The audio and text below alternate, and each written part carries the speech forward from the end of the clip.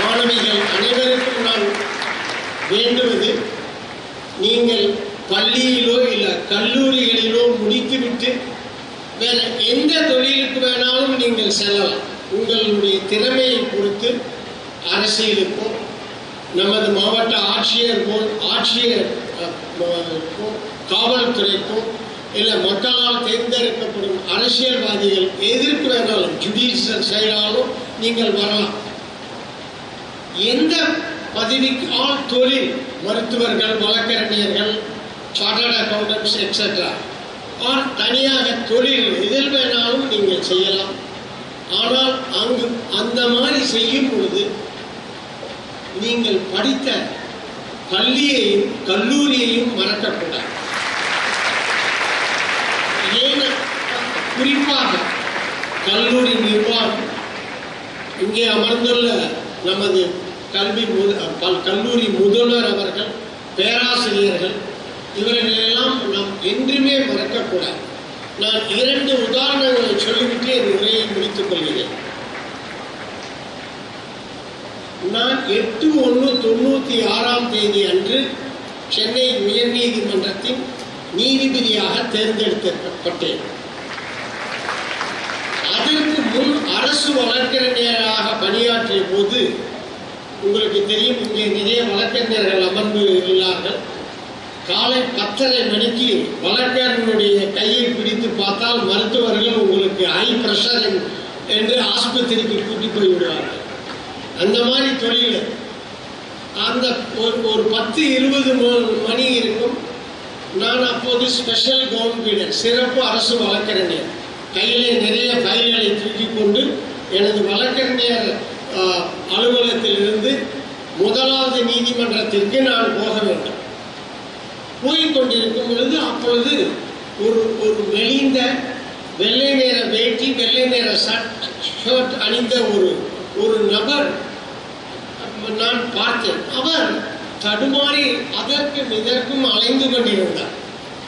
சிறிது நேரத்தில் அவரை நான் தெரிந்து கொண்டேன். அவர்தான் என்னுடைய தமிழ் பேராசிரியர். அவருடைய உடையை வைத்தே அவர் தமிழ் பேராசிரியர் தெரிந்து கொண்டேன். நான் அந்த வேலையிலும் என்னுடைய அலுவலர் குமாஸ்தா கையில் என்னுடைய ஃபைல்களெல்லாம் கொடுத்துவிட்டு, அவர் பெயர் பாலசுப்ரமணியம், ஐயா பாலசுப்ரமணியம், என் பெயர் சதாசிவன், நான் உங்களிடத்தில் தான் தமிழ் கற்றுக்கொண்டேன். எதற்காக நீதிமன்றத்திற்குள் வந்திருக்கிறீர்கள், ஏதாவது பிரச்சனையா கேட்டேன். இல்லைங்க, எனக்கு பிரச்சனை ஒன்றும் இல்லை. எனக்கு ஒரு 25 ரூபாய்க்கு நான் ஜுடிஷியல் ஸ்டாம்ப் பேப்பர் வேணும், அது நீதிமன்ற வளாகத்தில் தான் கிடைக்கும் என்று சொன்னார்கள். அவருக்கு தெரியவில்லை அந்த ஸ்டாம்ப் வெண்டார் கவுண்டர் எங்கே இருக்கிறது என்று. அந்த அவசரத்திலும் அவரை கூட்டி போய் அவருக்கு தேவையான ஸ்டாம்ப் பேப்பரை எல்லாம் வாங்கி ஒரு கவரில் போட்டு, உயர்நீதிமன்ற வளாகத்தில் நிறைய ஆட்டோ ரிக்ஷாக்கள் இருந்தது, அதில் அமர வைத்து அந்த ஆட்டோ டிரைவரிடம் ஐயா எந்த இடத்தில் இறக்க சொல்கிறார்களோ அங்கே இறக்கிவிட்டு திரும்ப அவர்கிட்ட எதுவும் பணம் வாங்காமல் இங்கேயே வந்துடுங்க, நான் என்னோட ஆஃபீஸ் இங்கே தான் இருக்கேன், நீங்கள் எப்போ வேணாலும் வந்து இதை கலெக்ட் பண்ணிக்கலான்னு சொல்லி அனுப்பிச்சி வச்சோம். எதற்காக? இது ஒரு சிறு உதவி. சமயம் கிடைக்கும் போது நாம் செய்ய வேண்டும். அனதர் எக்ஸாம்பிள், தலைவர் மற்றும் பேராளர் கல்வி அறக்கட்டளையின் நிர்வாக குழு உறுப்பினர் பத்மஸ்ரீ SKM மயிலானந்தம் அவர்களை வரவேற்புரை வழங்க தலைமை நீதியரசர் அவர்கள் ஈரோடு மாவட்டத்தில் விவசாய குடும்பத்தில் பிறந்தவர் என்பது நமக்கு பெருமை. மாண்புமிகு திரு P. சதாசிவம் ஐயா அவர்களுக்கு எங்கள் வணக்கத்தையும் நன்றியையும் தெரிவித்துக் கொள்கிறோம். எங்கள் அறிவு, திறமை, முக்கிய போன்ற திறன்களுடன் வாழ்வில் சிறப்பு விருந்தினரை சிறப்பு செய்யும் தருணம் இது. இந்திய உச்சநீதிமன்ற தலைமை நீதியரசர் ஓய்வு கேரள ஆளுநர் மாண்புமிகு திரு P. சதாசிவம்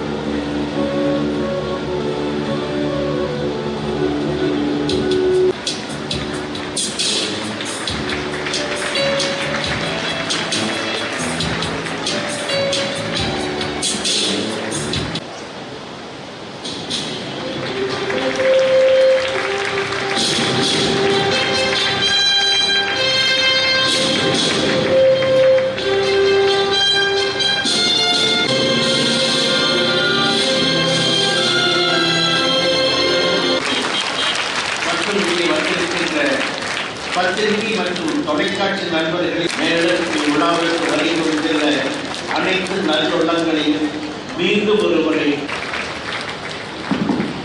வரவேற்புரை வழங்கிய பத்மஸ்ரீ எஸ்கேஎம் மயிலானந்தம் ஐயா அவர்களுக்கு நெஞ்சார்ந்த நன்றி. ஐயா அவர்களை பணிவன்போடு அழைக்கின்றோம்.